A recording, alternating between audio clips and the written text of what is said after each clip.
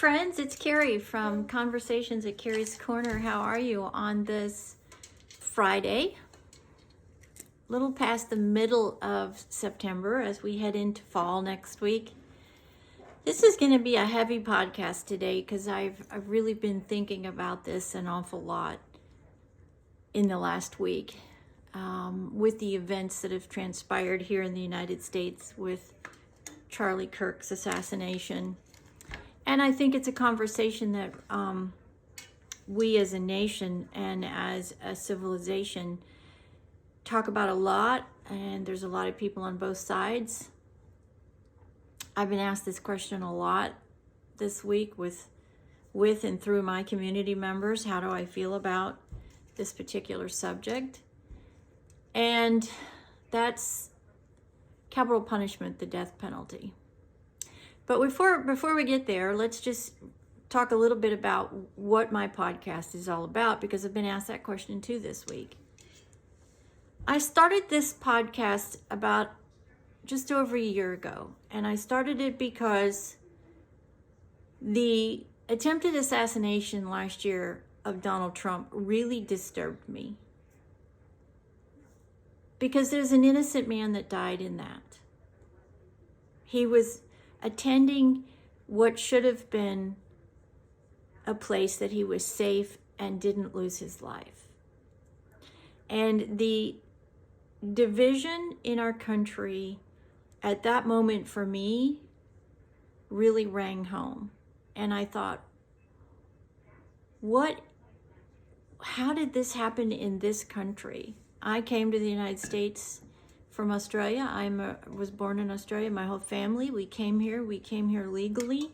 We naturalized. And this really disturbed me. This just really, really disturbed me that this could happen. And so I made the decision as an involved American, naturalized American, that we have to do something as citizens to prevent these types of things from happening. And the only way that I came to a conclusion that I could do that was by talking about the things in our society here in the United States and worldwide that are affecting so many of us. Talk about them.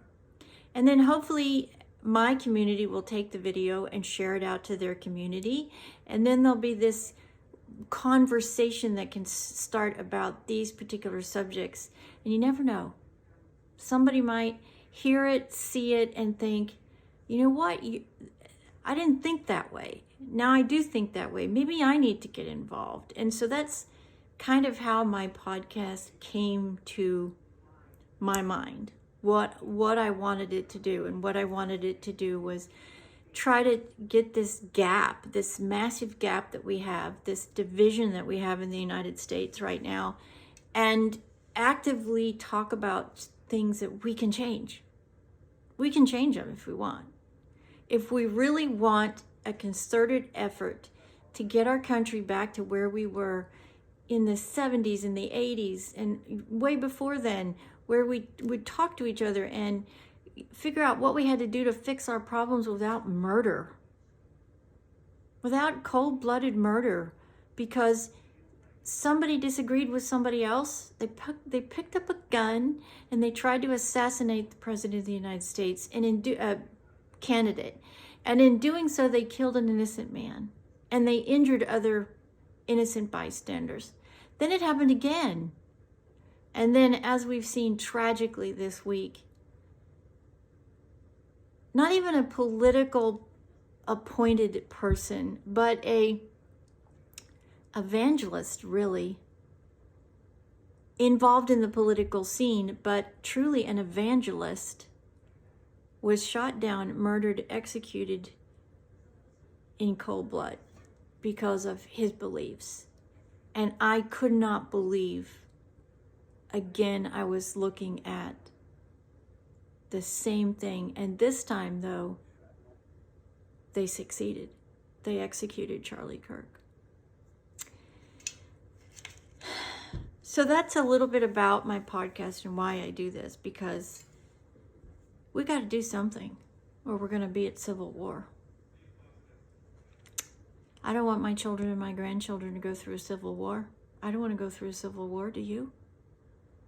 So why are we allowing it? Why are we allowing the people that are in the eye, the public eye, to continue to discuss and spread this cancerous campaign of hate and division?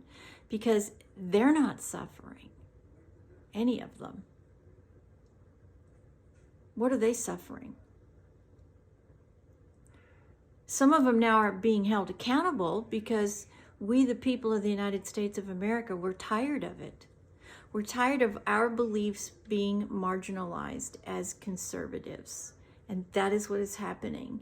And we, the conservative movement in the United States of America, has had enough. We're not going to just sit by and allow it to continue or ever happen again. I believe everybody has the right to their own opinion, and you do not have to agree with me. Actually, I hope you don't agree with me. I hope you have your own opinions. If you happen to agree and we're on the same page, great. But I'm going to respect the fact that you have the right to have a differing opinion than I do, and I'm going to respect you for having that opinion. You, on the other hand, have to respect I have a differing opinion, and I'm not going to agree with you. We're going to agree to disagree calmly, rationally, intelligently, sit down at a table and talk about our differences, and then maybe come up with a solution, or come to the realization that it's okay for us to just disagree. Disagree. We're never going to get to agree, and we can agree on that. Calmly, rationally, intelligently, without violence. That's what's not happening. And it's a powder keg that's about to explode and destroy this country from the inside out. So, how do we deal with this? We've got a 22-year-old that killed a 31-year-old. And then all of the lives around those two individuals are irrevocably changed forever. The shooter's family. Think about his parents, his sibling, his friends. And then, of course, how can you not think about Charlie Kirk, his wife, and his beautiful children? For what? I mean, for what? Really? Differing opinions? And you're going to pick up a gun because you feel that much hate? That's sick. That's unhinged and deranged. And that's what's happening. And it's happening out of a particular segment. That's even scarier. So, the question's been asked, how do I feel about the death penalty? Is it right? Is it wrong? Should we, shouldn't we? I'm a very conservative person. If you follow me, you know this. And I'm not afraid to say it. I'm not going to compromise my beliefs or who I am to keep or gain clicks on this app. If you don't agree with me, you don't have to be here. If you do agree with me and you want to be part of the solution, then please follow me and share my videos. But if you don't, it's okay. No one's turning your arm. No one's making you do anything. You're free. You have freedom. So being a conservative person, being a Christian of faith, I do believe in charity. I do believe people can make mistakes and be forgiven. I'm not perfect. Nobody on this earth is, barring one soul, Jesus Christ. I don't have the right to judge anybody. How they live, where they live, what they believe, who they live with, who they love. That's not up to me. It's not up to you either. It's up to the Lord above, or whatever your faith is. And I'm not going to judge anybody based upon what their faith is. That's a very personal, private relationship that you have with whatever you believe. But I do believe in our society today, there has to be a very, very clear message that our society is not going to tolerate this type of violence because you disagree with somebody. There are a lot of other options this young man could have come up with besides picking up a gun and going and assassinating an innocent person because he disagreed or you disagreed with him. There are plenty of other solutions other than picking up a gun and violently assassinating someone. And until everybody in this country realizes that that's not going to be tolerated for any reason, under any circumstances, there is no excuse. There is nothing you can say except it is evil and wrong, and it has to have the highest punishment so no one else can look at this situation and say, he didn't get executed. I'm okay with sitting in life in prison. I'll never have to work again.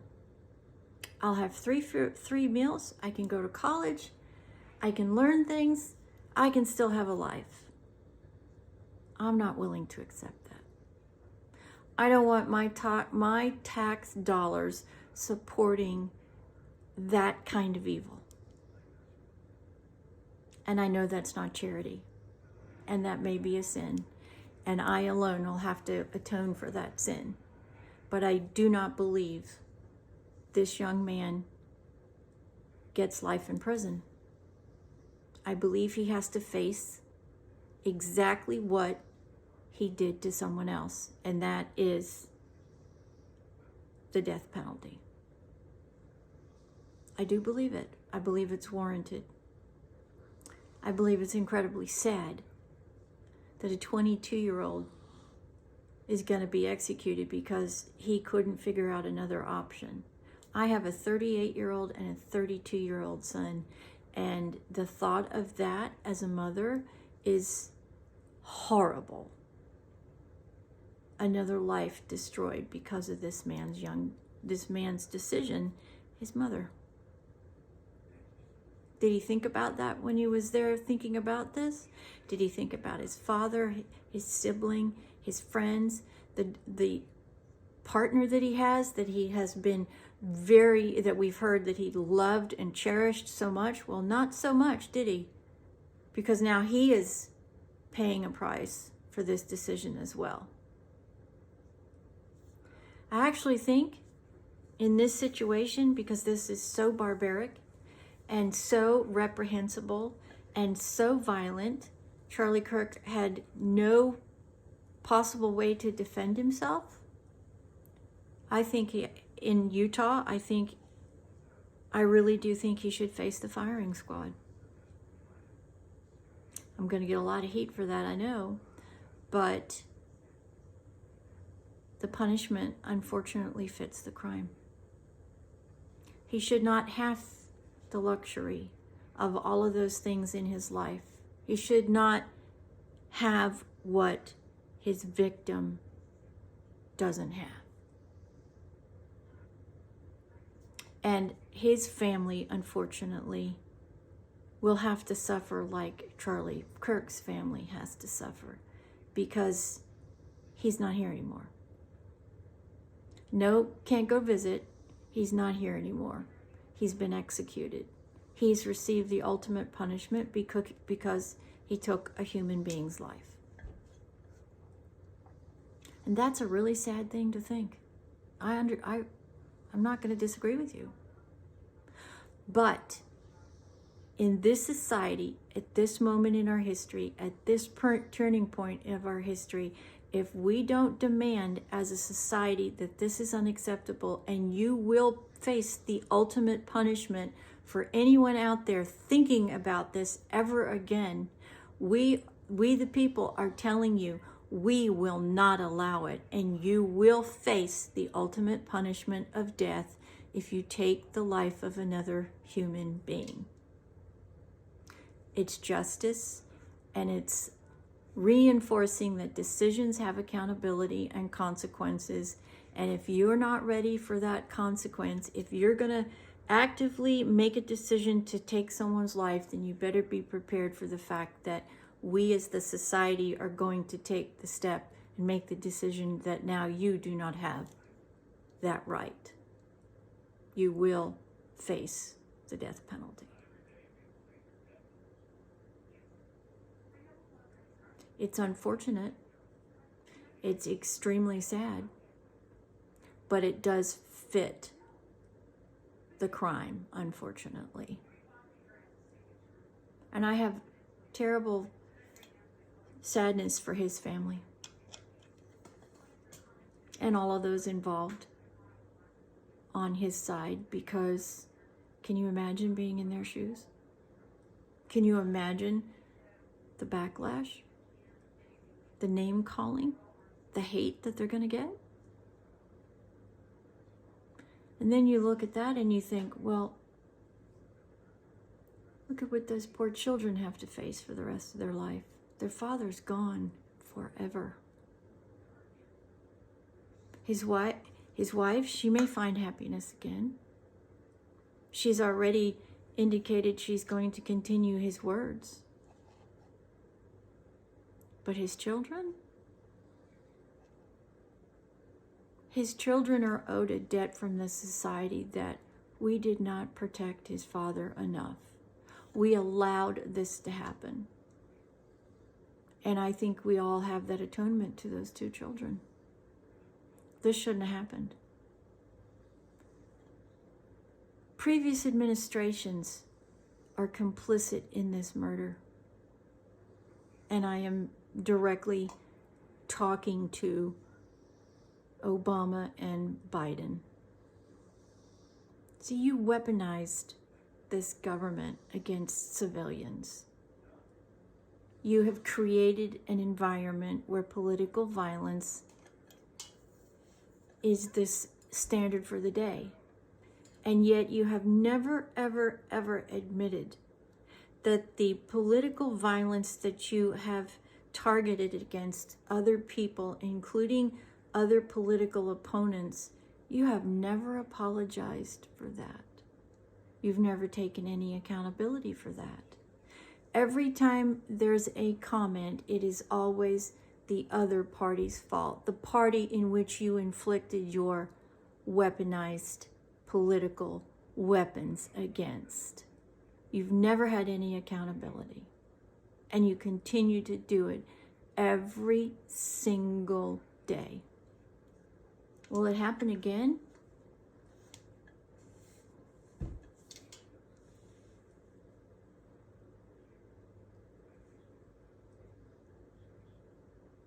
I hate to say probably, because you continue, even after this horrific event, you continue it.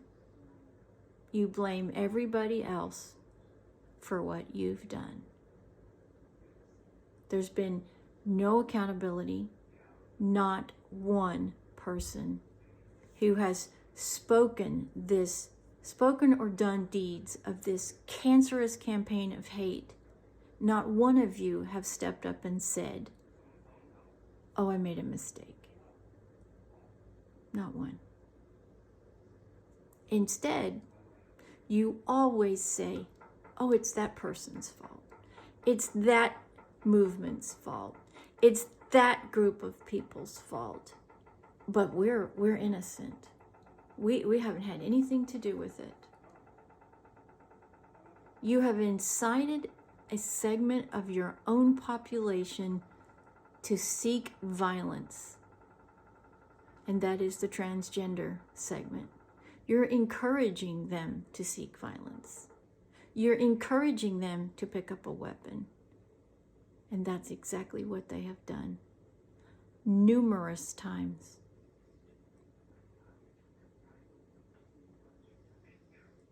So, this 22-year-old has thrown his life away. And he's taken Charlie Kirk's life as well. And he's forever changed our country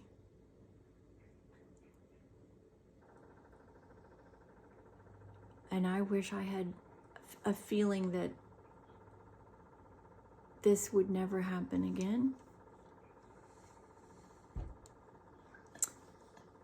After watching for over a week, I have no faith in the leaders of our land to get this under control.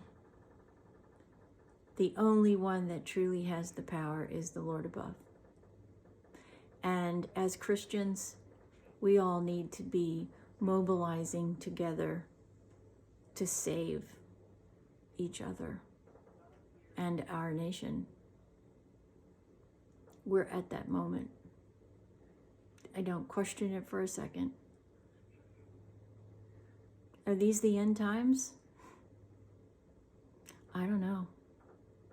But there's an awakening of faith, and I pray that it continues, that we all rise up and we weaponize against the evil that is rampant all across this country and the world. I believe good will come out of it, and good will eventually defeat the evil. But that's a long way away. I wish I could say that I believed that my country, my leaders, all of them together could stop and for a second reflect on their own responsibility in this moment in the United States, but they don't care about that. They care about themselves and where they're going and their success, their fame, their fortune. And if America implodes, I just don't think they care.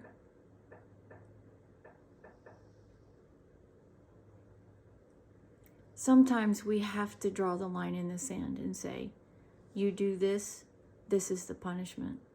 As hard as it is, and as many people will be hurt by it, we cannot allow this. And we have to impose the highest punishment, which is the death penalty. I'd love to hear back from you. Let me know. I'm sure you will. Let me know what you think. But that's what this is about. I hope you take this and I hope you share it with your circle of influence and start talking to each other about this very, very, very, very important turning point in our American life. Because it is. And who knows? If enough of us are willing to come back and sit in the middle and talk and listen to each other, well, just maybe,